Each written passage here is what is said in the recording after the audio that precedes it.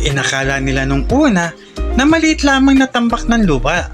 Subalit sa paglipas ng mga linggo at buwan ay napansin nila na ito ay lumalaki. Buti na lang at napayuhan sila na makipag-ugnayan kay Ginoong Eric B. na namamahala sa Biquera Pest Fighter Pest Control Services dahil mahusay sila sa bawat uri ng anay. Alam na alam nila kung paano ito susugpuin ang buong kolonya ng anay. At hindi na nga nila pinatagal pa at agad silang nakipag-usap kay Ginoong Eric B.